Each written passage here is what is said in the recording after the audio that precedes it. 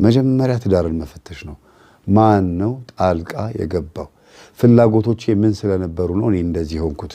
የባሌ ፍላጎት፣ የልጆቼ፣ የኔ የቤተሰቦቼ ፍላጎት ምንድነው በኔ ትዳር ላይ ብሎ ለይቶ ማወቅ ያስፈልጋል። እና ለትዳር መፍረስ ምክንያት የሚሆኑ እናቶች አሉ፣ አባቶች አሉ። በተለይ እናቶች ይቅርታ አድርጉልኝ እንግዲህ ለምናገረው ነገር እናቶች ለምን እንዲህ አልክ እንዳትሉኝ። በተለይ የባል እናቶች ሚስትን ካልወለደች ወልዳም ቢሆን ጸባይዋ ወይም ደግሞ ብቻ ከሌላ የወለደች ከሆነችና ከነ ልጇ ከሆነ ወደ ልጆት ቤት የመጣችው ወደ ወንድ ልጆት ቤት የመጣችው ሁሌ ማብጠልጠል ነው። ሁል ጊዜ በቃ ችግር ውስጥ መክተት ነው። በተለይ መካን ከሆነችማ መከራ ነው። ቤተሰቦች መከራ ነው። እናት ፍታት ወላድ በድባብ ትሄድ፣ ኧረ ሌላ ስንት ሞልቷል የሚሉ እናቶች አሉ። ይሄንን ተውት። እንደው ባይፈታትም አብሮ ቢኖሩም በነገር በመጠስጠስ ስልችት ምርር ብሏት ከቤት እንድትወጣ የሚያደርጉ እናቶች አሉ። የሚስት ደግሞ እናት የልጃቸውን ገበና በመሸፈን ባልን በተገቢ መንገድ በመንከባከብና ልጃቸው ፈዛዛ ስትሆንባቸው ለሴት ልጃቸው ሲሉ የሚያደርጉ አሉ። ባልን በተለያየ አይነት መንገድ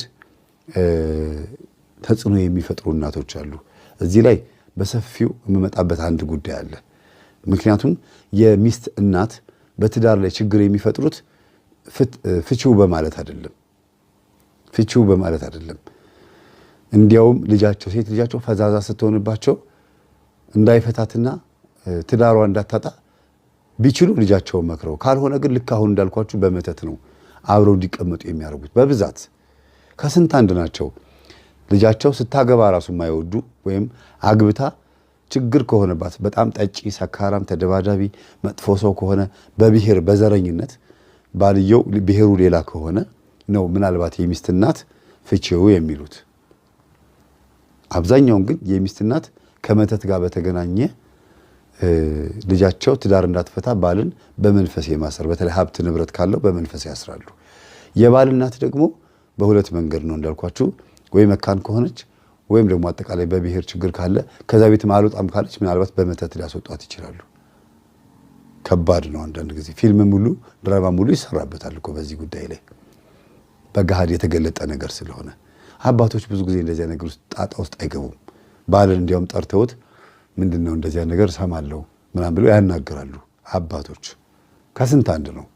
እንደው ዝም ብሎ ልጄን እንዴት እንደዚህ ታረጋታለህ ብሎ የሚጣሉት እንጂ ወደ ሌላ ነገር ብዙ የሚሄዱ አባቶች የሉም። ይቅርታ አድርጉልኝና ሊኖር ይችላል። በትክክል መንፈሱን እያመለኩ ወይ ሴት ልጃቸውን